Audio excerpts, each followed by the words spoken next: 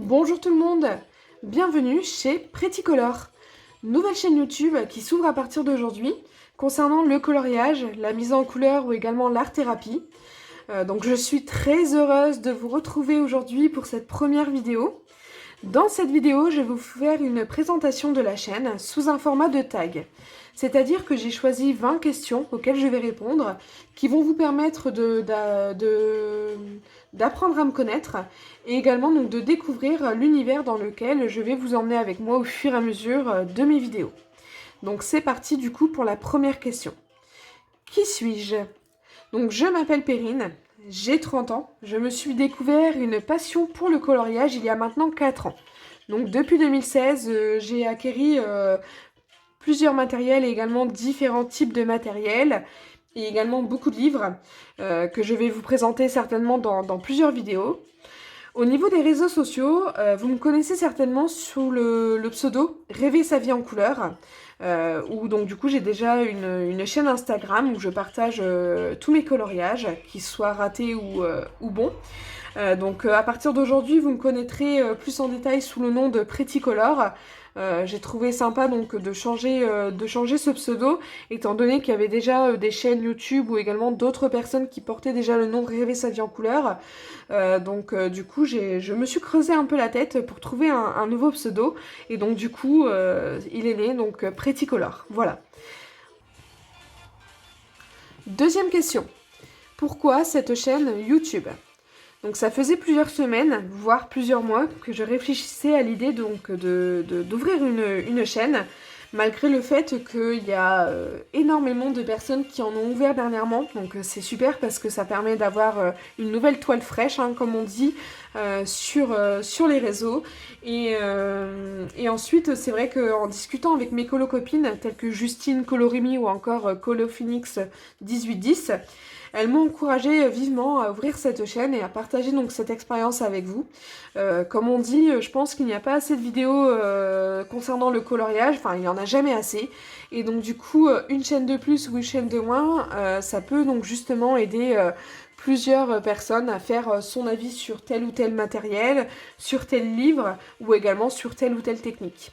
Donc étant de nature assez timide et également avec un petit manque de confiance en soi, j'ai trouvé intéressant donc de m'ouvrir aux autres, de m'ouvrir à cette communauté qui est le coloriage et de pouvoir donc du coup évoluer avec vous parce que attention, hein, je n'ai pas non plus un niveau de dingue au niveau du coloriage, mais je pense que grâce à cette chaîne ça va me faire évoluer, ça va m'ouvrir à de nouveaux univers et donc du coup grâce à vous je vais pouvoir donc partager cette nouvelle expérience avec une communauté en or, hein, parce que c'est vrai que je discute très régulièrement avec diverses personnes au sein du coloriage et c'était toujours des personnes très attendrissantes, très gentilles et toujours de bons conseils. Voilà, donc du coup j'espère que cette première vidéo sera la première d'une longue lignée et d'une expérience qui s'annonce très jolie avec vous. Troisième question. Quand est-ce que j'ai commencé le coloriage? Donc en 2016, comme je vous l'ai dit au tout début, j'ai commencé l'expérience, je me suis découvert une passion pour le coloriage il y a 4 ans, donc c'est-à-dire en 2016, sur Facebook en fait, sur une page de Disney, rien à voir avec le coloriage. J'avais vu en fait une personne qui avait publié des coloriages mystères. Donc c'est-à-dire que donc le coloriage était fait au feutre, et quand j'avais vu ça, j'ai dit oh, mon Dieu, mais qu'est-ce que c'est beau! Et en fait, donc du coup, j'ai fait des recherches, beaucoup de recherches. J'ai passé des heures et des heures sur les réseaux, notamment sur YouTube ou sur Facebook, pour voir donc du coup s'il existait d'autres livres ou s'il y avait également des techniques ou autres concernant ce domaine-là. Donc je suis tombée du coup sur ce premier livre, donc, qui est le grand classique tome 1 des mystères Disney. Donc je l'ai acheté directement. Et donc du coup j'ai commencé à faire des coloriages, hein, donc avec mes feutres d'écolier ou les crayons de couleur d'écolier. Et j'ai complètement adoré. Sauf qu'au fur et à mesure que j'ai fait mes recherches ou que je regardais des chaînes YouTube, j'ai découvert qu'il existait une autre partie donc de l'art-thérapie, donc du coup les coloriages art-thérapie tels que les carrés. Et depuis donc j'ai acheté beaucoup de matériel, beaucoup de livres, et donc ce qui fait que bah, du coup je n'ai pas quitté le monde du coloriage depuis maintenant 2016. Voilà. Ensuite, quatrième question. Avec quel livre et quel matériel j'ai commencé le coloriage? Donc, comme je vous l'ai dit précédemment, j'ai commencé donc avec le premier tome des grands classiques Disney, donc les coloriages mystères de Hachette Rose.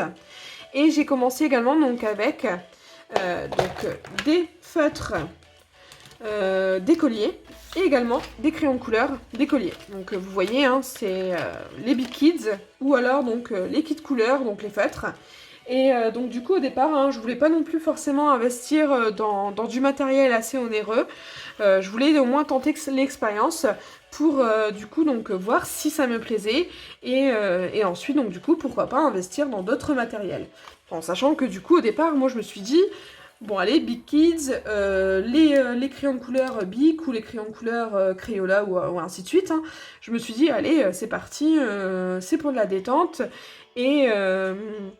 et du coup, donc, je ne pensais pas du tout qu'il existait d'autres crayons ou d'autres feutres haut de gamme, comme on peut dire. Et donc, j'ai découvert ça, en fait, au fur et à mesure des mois que j'ai commencé le coloriage. Mais en tout cas, mon premier livre, c'est celui-ci. Et mes premiers matériels, c'est également ceux-là. Ensuite, cinquième question. Combien de livres je possède? Donc, au niveau des livres ou blocs mystères Disney, j'en possède 6. Ensuite, j'ai 28 livres et blocs Disney, donc dans les 28, on pourra retrouver les carrés d'art-thérapie ou également les blocs Disney de Hachette Rose, ou également les grands livres tels que les scènes cultes, les vitraux ou également les affiches mythiques. Et j'ai également 5 livres hors Disney. Je commence donc du coup à m'élargir un petit peu dans l'univers du coloriage. Donc c'est-à-dire je commence à m'ouvrir sur le hors Disney et maintenant j'en possède donc déjà du coup 5. Ensuite, sixième question, mon livre préféré. Donc ça va concerner un Disney étant donné que c'est plus ce que je colorie en ce moment, malgré que je commence à m'ouvrir aux autres univers. Donc c'est les affiches mythiques tome 2. Voilà, donc ce livre, je le trouve mais magnifique. J'ose même pas colorier dedans, tellement qu'il est magnifique. Déjà en fait on a toutes les affiches mythiques, hein, comme on peut appeler à la fin du livre, donc le modèle. Et ensuite, donc au début du livre, on peut retrouver donc toutes les affiches qui sont proposées à l'intérieur. Alors, c'est sûr que le format, il est très très grand, donc très impressionnant. J'espère franchement que d'ici quelques mois, je vais enfin me lancer dans une première affiche et pourquoi pas la présenter avec vous pour que vous puissiez suivre un peu mon évolution. Mais en tout cas, j'adore ce livre. Pendant un moment, j'avais hésité vraiment à l'acheter parce que je me suis dit, ah non, j'ai pas le niveau du tout pour ce livre-là. Mais je le trouve tellement beau que je l'ai acheté quand même. Et je me suis dit aussi, si jamais un jour il n'était plus vendu ou s'il n'était plus en magasin, j'allais le regretter. Donc du coup, j'ai dit, allez, c'est pas grave, même si je colorie pas tout de suite dedans, bah au moins je l'aurai. Et puis un jour, j'espère l'avancer et puis ensuite le terminer, pourquoi pas, mais alors là, c'était vraiment un grand espoir, hein, on va dire. Voilà, regardez-moi ça, c'est magnifique. Ouais, donc du coup, les affiches mythiques, tome 2 à colorier de Hachette Rose. Septième question, le livre que j'aime le moins. Donc c'est un carré donc de Hachette Rose, qui est donc Les Méchants.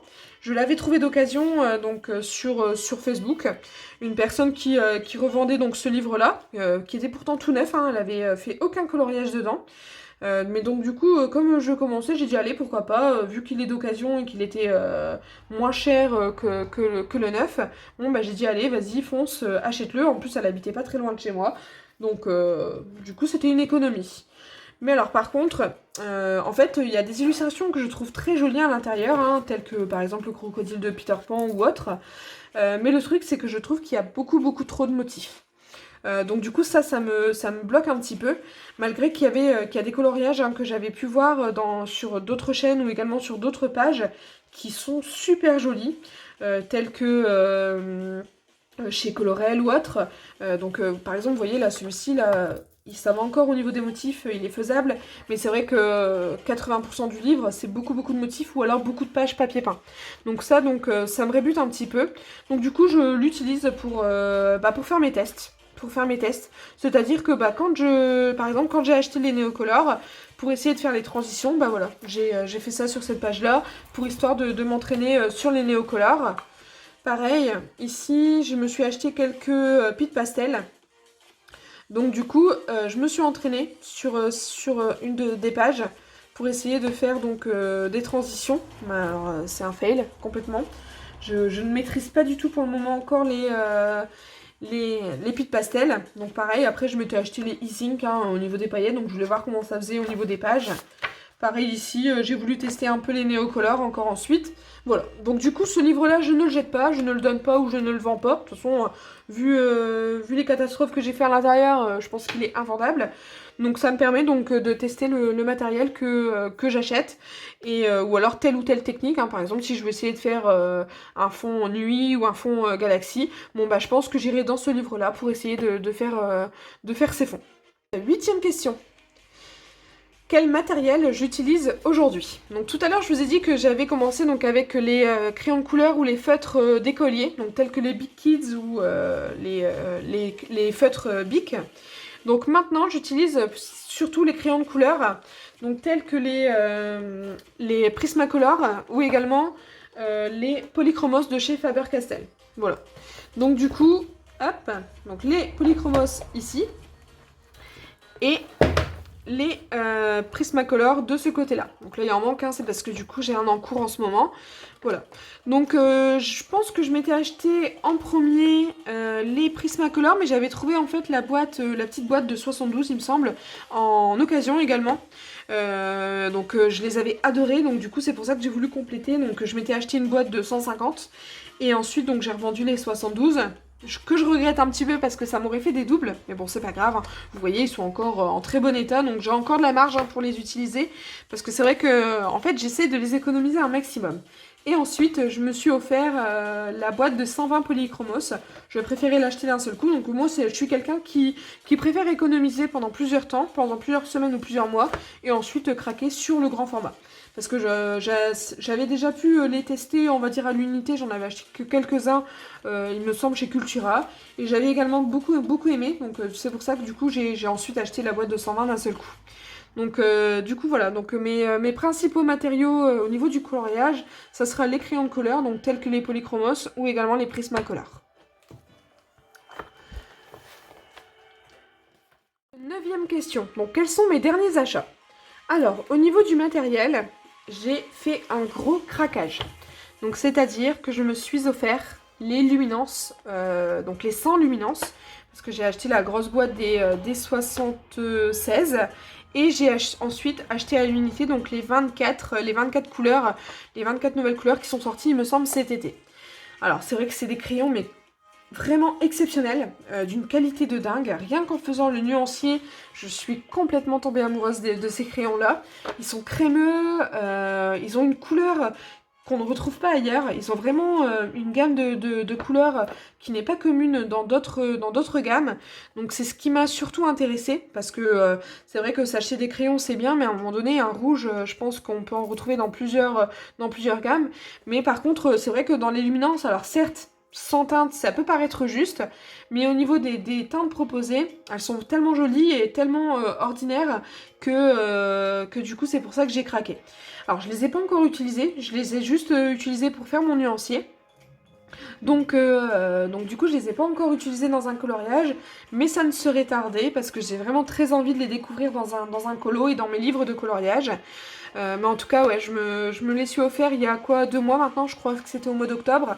Donc c'était mon petit cadeau de mois au mois, pourtant je comptais la mettre sur ma wishlist pour Noël. Mais non, j'ai craqué, j'ai préféré me l'offrir avant et puis je peux dire merci à Colorini, c'est elle qui m'a encouragée à les acheter. Et vu l'engouement qu'elle a eu quand elle les a eus, c'est elle qui m'a fait craquer. J'ai dit allez c'est pas grave, je craque aussi, je me fais plaisir, en même temps on n'a qu'une vie. Et de temps en temps ça sert à ça aussi de faire des petits craquages. Voilà, donc les luminances. Ensuite, au niveau du livre de coloriage, donc mon dernier achat, c'est un cadeau. C'est ma copine Justine qui m'a offert donc du coup le Cute and Creepy de Camilla Derico. En fait, ça fait maintenant 1 an qu'on se connaît. Et donc du coup, pour nos 1 an d'amitié, on a décidé de se faire un petit cadeau. Donc on a fait chacune une wishlist et du coup, elle a choisi de m'offrir le Cute and Creepy. Donc je le trouve vraiment tout mignon, il est vraiment très beau. C'est un peu du grayscale, donc ce qui va pour me permettre de nous aider quand même à placer les ombres ou les lumières, parce que c'est vrai que c'est pas quelque chose que je maîtrise. Alors certes, il y a quelques illustrations qui peuvent faire penser à Halloween, pardon.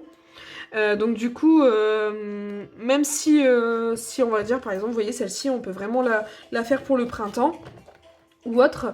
Donc je pense vraiment choisir un coloriage d'ici les prochaines semaines ou d'ici les prochains mois, et puis me lancer dans ce livre-là pour découvrir au moins la qualité du papier, et également donc de m'ouvrir un petit peu à un nouvel univers tel que le hors Disney.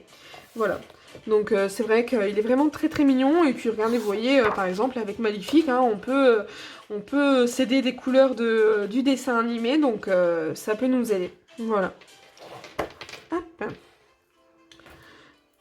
Ensuite, donc 10e question. Quel est le matériel dont je ne peux pas me passer pour le colorier? Alors déjà, pour m'aider à trouver l'inspiration, je vais mettre beaucoup de Google Images. C'est-à-dire que, par exemple, pour les personnages Disney, je vais noter le nom du Disney ou le nom du personnage dans Google. Hop, je prends ça, comme ça au moins ça me permet de pouvoir choisir mes couleurs, parce que j'ai vraiment du mal à choisir mes combos couleurs. Donc du coup, grâce à Google Images, je m'aide beaucoup pour choisir donc les couleurs, les ombres ou les lumières.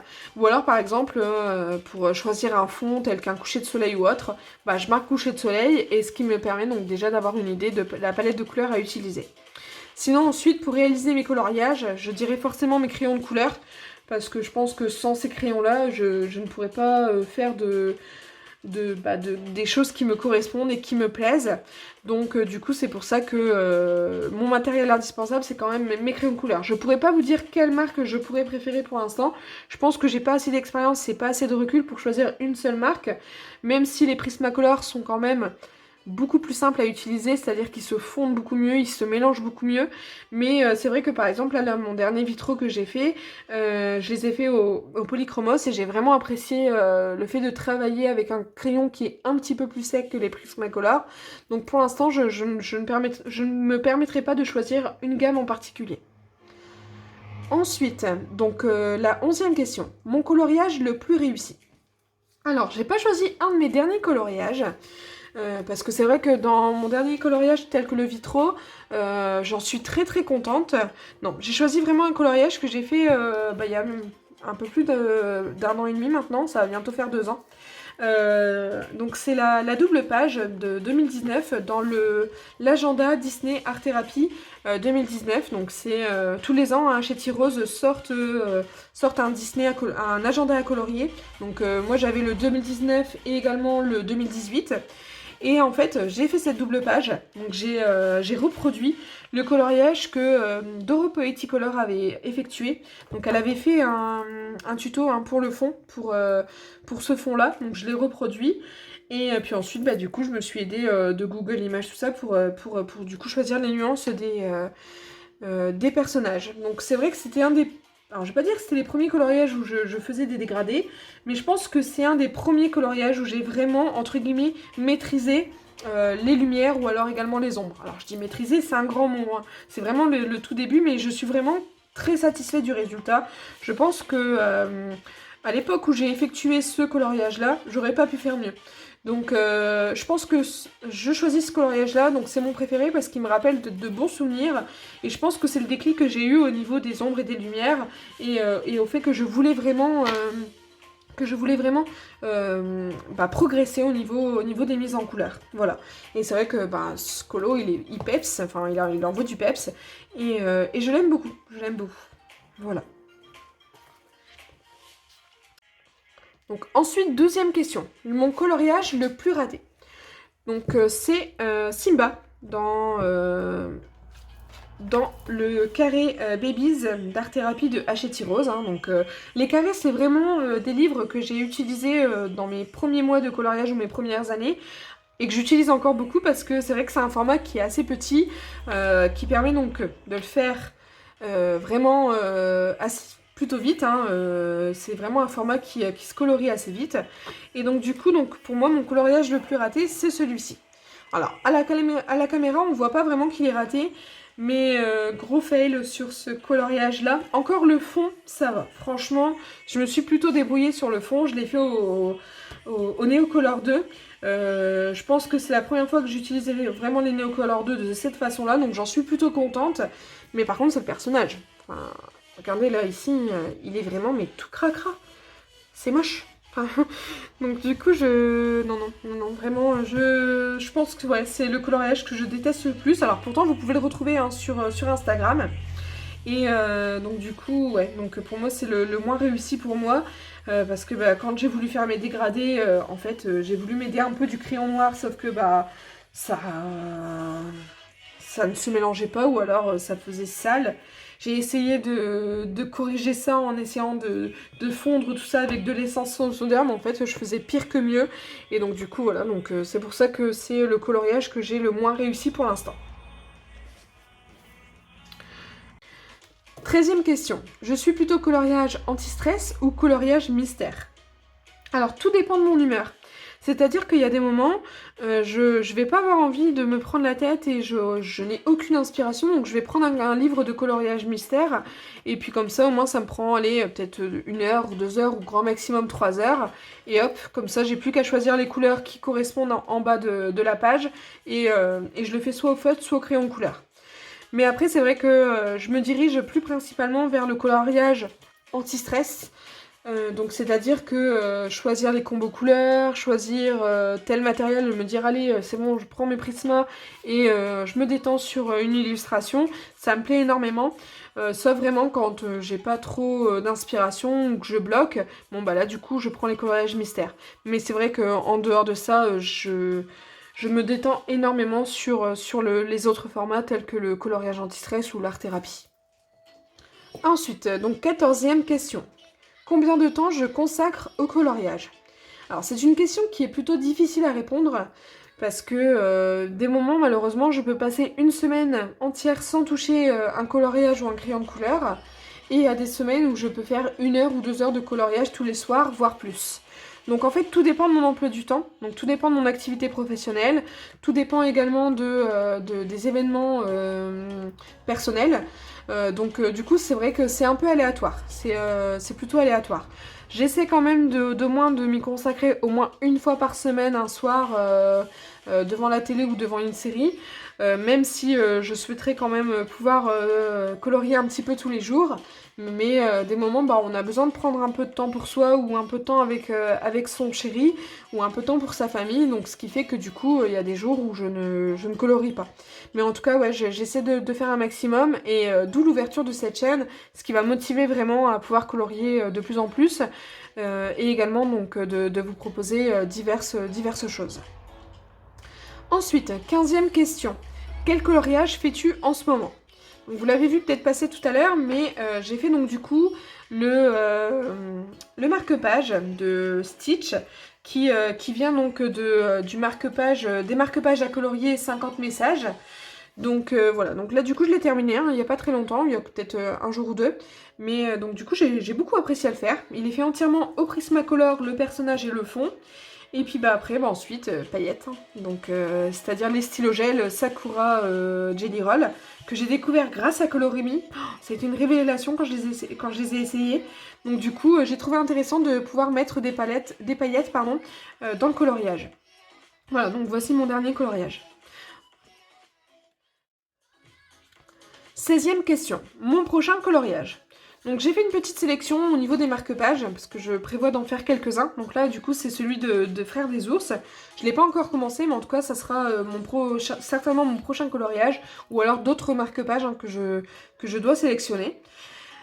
Et ensuite, j'ai également donc l'objectif de commencer mon Anna Carzon, donc le Seasons. J'ai normalement donc un duo à faire avec Colorimi, donc j'espère qu'elle est toujours d'accord pour réaliser un duo dans ce livre-là. parce que j'ose pas encore aller à l'intérieur. Ça fait quelques mois que je l'ai et je n'ai pas encore osé y aller, mais en tout cas je prévois quand même de le commencer, et elle m'avait proposé gentiment donc de faire un duo avec elle, ce que je vais certainement accepter. Donc du coup on va voir ensemble pour choisir une illustration et puis bah du coup commencer ce magnifique livre. Voilà. Donc du coup ça sera mon objectif de commencer ce livre-là. Alors je ne sais pas du tout si j'aurai le temps de le commencer avant la fin de l'année, mais en tout cas le début d'année prochaine c'est sûr il sera dans ma pile à colorier. Ensuite, 17e question. Quel est le livre que je prévois d'acheter ? Alors pour Noël, ma famille et mes amis m'ont demandé de leur faire une liste, donc une wishlist que je leur ai donnée. Donc dans cette liste, il y a donc du coup 3 livres de coloriage qu'on peut retrouver. Donc le Wild, donc tome 2 de Emmanuel Collin. Un livre de Maria Troll et également donc le boîte à bijoux de Anna Carlson. Donc je ne sais pas encore si ces livres-là ont été choisis dans ces wishlists, mais en tout cas je pense que si jamais l'un des 3 ou aucun n'a été choisi, je pense que ça sera l'un des 3 que je choisirai prochainement au niveau des achats. Après il y a également le dernier d'Anna Carlson, donc, qui m'intéresse quand même. Ça fait plusieurs fois que je regarde des présentations et au fur et à mesure que je regarde, je me rends compte que c'est des illustrations qui me plaisent et qui sont quand même un peu moins chargées au niveau des détails. Donc je pense aussi me l'offrir peut-être prochainement ou dans les mois à venir. Pourquoi pas par exemple demander au chéri pour la Saint-Valentin ou autre. Mais en tout cas ouais, donc ça sera certainement un de ces livres-là. Alors, question numéro 18. Quel est le prochain achat matériel ? Donc sur ma liste de Noël, j'ai émis l'envie d'avoir de nouveaux sparkles. Donc j'en ai déjà 4. Donc qui sont le violet, le bleu, le rose et le cristal. Donc le cristal c'est quelque chose de transparent. Donc par exemple si vous coloriez, vous pouvez donc du coup passer le cristal par-dessus et ça va vous donner un effet pailleté donc du coup sur vos crayons de couleur. Alors, les sparkles, c'est pas encore quelque chose que je maîtrise ou que j'utilise vraiment régulièrement. J'essaie de les découvrir au fur et à mesure, mais en tout cas, c'est vrai que les paillettes, elles sont toutes fines, très jolies. Donc, quand on veut quelque chose de pailleté, vraiment de quelque chose de discret, bah, c'est vrai que je vais me diriger certainement vers les sparkles, parce que bah, du coup, leur pointe est plutôt fine, les couleurs sont très jolies et les paillettes sont vraiment toutes petites, mais ça apporte quelque chose au coloriage. C'est-à-dire que c'est vrai que là pour l'instant je n'ajoutais pas forcément de paillettes au niveau de mes coloriages, mais en découvrant du coup tout ça sur YouTube, je me suis dit allez pourquoi pas tente l'expérience et je verrai si ça me plaît ou pas. Mais en tout cas ouais c'est vrai que là par exemple le dernier que je viens de faire, bah vous voyez là comme ça brille, bah du coup je me suis dit ouais en fait ça apporte une petite touche en plus au niveau du coloriage, donc du coup bah forcément je me dis allez, il faut tenter l'expérience, il faut s'ouvrir vers de nouveaux horizons. Donc du coup, ouais, donc, je pense vraiment m'agrémenter au fur et à mesure de paillettes. Ensuite, j'ai également ajouté donc, sur la liste la palette d'aquarelle nacrée ou pailletée de Paul Rubens. Donc c'est une palette que je trouve magnifique. J'ai regardé plusieurs vidéos de présentation et c'est vrai que les couleurs sont vraiment très jolies. Donc peut-être que quelqu'un l'aura choisie, ça je ne sais pas, mais en tout cas si elle n'a pas été choisie, ça sera certainement un des cadeaux que je me ferai durant les mois à venir. Donc soit avec de l'argent que j'aurai récupéré de Noël ou alors à diverses occasions. J'ai également ajouté les Carbotello, donc les crayons pastels de Stabilo, donc les 60 Carbotello. Alors, je ne maîtrise pas du tout encore les crayons pastels, mais c'est vrai que quand je vois les Colodali qui les utilisent parfaitement bien, je me dis allez pourquoi pas, il faudrait tenter le truc et m'ouvrir à ça, donc du coup pourquoi pas me les offrir ou alors les recevoir pour Noël, ce qui me permettrait donc de les tester. Et ensuite, également, j'ai... alors là, par contre, c'est pas du tout dans ma liste de Noël, mais quelques stickers, pardon. Donc j'en ai quelques-uns, hein, j'en ai une dizaine, donc ça, je vous les présenterai. Donc du coup, je pense augmenter ma gamme de stickers parce que c'est vrai que les paillettes sont vraiment magnifiques, mais vraiment toutes jolies. Ensuite, 19e question. Je suis plutôt feutre ou crayon de couleur ? Je pense que vous avez déjà la réponse. Je suis plutôt crayon de couleur parce que je trouve que c'est incroyable ce qu'on peut faire avec ce matériel, que ce soit les dégradés ou alors les jeux de lumière. Donc 100% crayon de couleur. Même pour les mystères, si vraiment j'aurais que ça, bah, je les ferai quand même au crayon de couleur. Donc ouais, donc team crayon de couleur. Et ensuite, donc dernière question, la numéro 20. Est-ce que j'ai déjà terminé un livre de coloriage? Alors non, pas du tout. Et je suis vraiment loin d'en terminer un. J'en ai déjà tellement que je n'ai pas encore commencé. Vous allez voir dans les futures vidéos parce que je vais certainement vous présenter tout mon matériel de coloriage concernant les livres ou alors les crayons ou les autres gammes. Donc non, j'ai pas du tout terminé encore un livre de coloriage. Et franchement, l'idée d'en terminer un, c'est pas du tout pour tout de suite. Hein. Ou alors, ça serait vraiment un petit livre d'une dizaine de pages. Et encore, parce que j'aime bien tourner un petit peu dans chacun de mes livres pour ne pas en négliger certains. Mais j'espère en tout cas l'année prochaine commencer mes blocs parce que j'ai pas mal de blocs Disney que je n'ose pas encore commencer parce que bah, c'est vrai que la taille, en fait c'est la taille qui me fait peur. C'est pour ça que je suis plutôt carrée parce que je dis allez c'est petit, c'est simple. Alors que les grandes tailles, j'ai un peu peur pour faire mes dégradés et pour vraiment faire quelque chose de fondu. Donc voilà, ce tag touche à sa fin, donc j'espère que ça vous a permis d'apprendre un petit peu à me connaître, que cette vidéo vous aura plu. J'ai pris beaucoup de plaisir à faire cette première vidéo, même si ça a été un petit peu galère au départ parce que j'ai fait beaucoup d'essais. Par contre, j'aimerais remercier donc mes copines, c'est-à-dire Justine, ma copine que je connais maintenant depuis un peu plus d'1 an. Priscilla qu'on connaît sous le nom de Colorimi, Alicia qui est donc Colophoenix 1810 et également Stéphie de la chaîne Stéphie Sweet Color qui m'ont vivement encouragée à ouvrir cette chaîne et à du coup commencer à partager des vidéos avec vous. Donc les filles franchement merci beaucoup et je vous remercie énormément de votre soutien et de votre réconfort hein, par moment en cas de doute. Donc j'espère vraiment que cette vidéo vous aura plu. Donc à vous les filles et également à tout le monde hein, qui vont regarder cette vidéo. Surtout n'hésitez pas en commentaire à me donner votre avis. Franchement, je vais porter beaucoup d'importance au niveau des commentaires et à vous répondre parce que avoir l'avis de cette communauté va être primordial pour moi étant donné que j'ai pas forcément beaucoup confiance en moi donc du coup ça me permettrait donc de pouvoir m'améliorer au fur et à mesure de la vidéo. Et surtout, alors si ça vous a plu, n'hésitez pas à vous abonner à la chaîne, ça me ferait très plaisir également. Et je vous retrouve très vite pour de nouvelles vidéos, au fur et à mesure des semaines. Et j'espère que c'est le début d'une longue aventure qui s'ouvre aujourd'hui. Et je vous fais de gros bisous. Et donc je vous dis à très vite. Salut